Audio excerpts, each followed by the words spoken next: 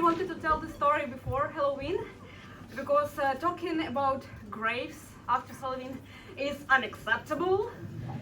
But I'm kidding and I'm already here, so yeah, I'm talking about graves.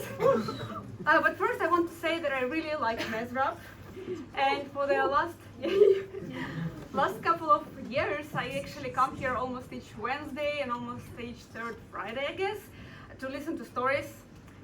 And when I go home, I'm usually biking, and I'm biking usually the same way and passing by the same particular house. It's one of these houses, you know, which are floating on the canal. It has huge windows, which is not surprising, but I would say it's not even windows, it's walls of glass. And of course, there are no curtains. Yes. So there in this room, I can see it, of course. In the middle, under the spotlight, stands a red leather sofa. And each time I'm passing by, there sits a cute old lady there. Sometimes I'm even stopping by just to check if she's not mannequin or something, but she's moving, so she's a human. But she's always there. And there is something comforting for me in that I know that she's there. You know, it's nice to have a ritual to stick to, the one which would ground you, which would remind that whatever happens, it's okay. And this cute lady with her gray curly hair is there. And she also, I think, reminds me a bit of my own grandma and a ritual which we used to have in my childhood. Because I'm the only kid in the family, you see? And as long as I remember, it was only 3 of us. Me, my mom, and my dad. And I forgot to mention 15 cats. Yeah, you can never have enough of cats, I'm telling you, but it's another story. What I'm saying is that I never knew my grandparents. All of them died before I even turned 2, so yeah, I never knew them. But my mom would tell me so many stories about her mom that it felt like I almost know her. Mostly it was probably stories about like childhood traumas my grandma gave to my mom, because my grandma was a tough woman. But also other stories were about how strong she was, how self-sufficient, how like, independent she was. For example, at some point of her life, she even worked on a coal mining factory under the ground, which is kind of scary, I guess. Also, my grandma built a house for her and my mom on her own. And also my mom was telling me, of course, that my grandma adored me while she was still alive. So naturally, I adored her in response. And when grandma passed out, we inherited this house. And each summer, me and my mom would spend all 3 months in this house, while my father would stay in another city where we spent the rest of the year because he had a full-time job. So yeah, he was staying 285 kilometers away. I checked it on Google Maps. Yeah. Maybe that's why my favorite time of the year was not, you know, Christmas and New Year, not even my birthday, not summer, but Easter. Because each Easter, 3 of us would get into the car and would drive 285 kilometers just to visit my granny's grave. That was a tradition. And when, like the year I'm 10, we, as usual, go on this trip. As usual, we're stopping by first next to the small river to wash the car. Then we are stepping by next to the choir, I think. It's a rocks mining area, I'm not sure how it's pronounced, but yeah, the view is amazing, so we're enjoying the view there as usual. We're buying as usual each year an ice cream in a small village, and also enjoying Big Mac in a McDonald's, because it wasn't yet a health crime at that point of time. Yeah, and I don't even notice how 4 hours passing by and we are arriving at the graveyard. And it's not particularly, you know, the prettiest graveyard, and graves are scattered kind of chaotically. And each grave surrounded by their old, rusty metal fence.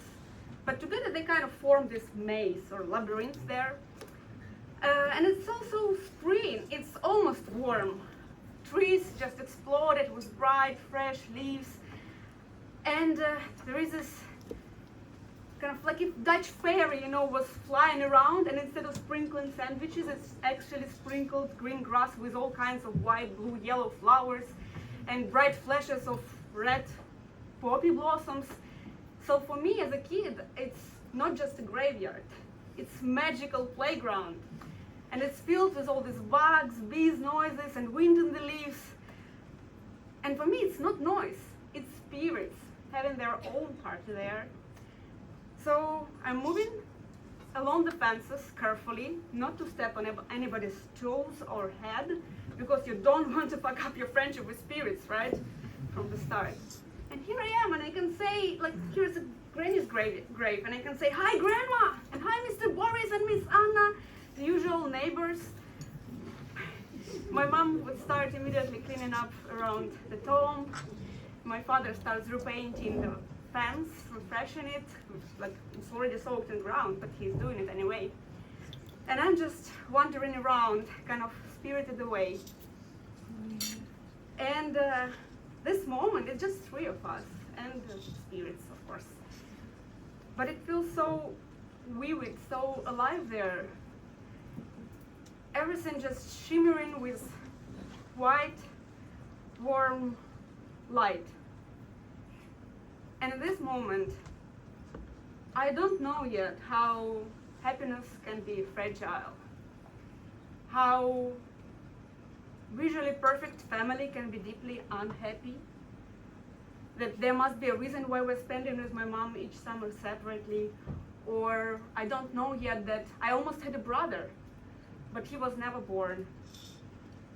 And I don't know also that it's the last time when I can say hi to my grandma, because my parents decide to sell the house this year, and we're not gonna come back next year, and year after that, until it will not be even possible anymore, because the ground gets mined and shelled with missiles. Because I'm from Ukraine after all, you know. And there is no peace on my granny's graveyard anymore. And spirits are not dancing. They exist now only in my memory.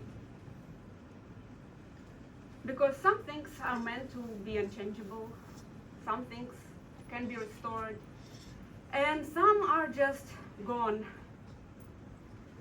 And I'm not sure yet in which category is my cute old lady from the red leather sofa. Remember her still? But I haven't been seeing her lately, you know. Last couple of months, I'm passing by her house and the red sofa is empty. And instead, there's this new bald guy there sitting, typing something behind the computer or watching TV. And each time I'm passing by her house, I'm still checking on her, even though I know that this new guy is there. He's always there now. Yeah, it's nice to have a ritual, you know, to stick to. The one which would ground you and which would remind that whatever happens,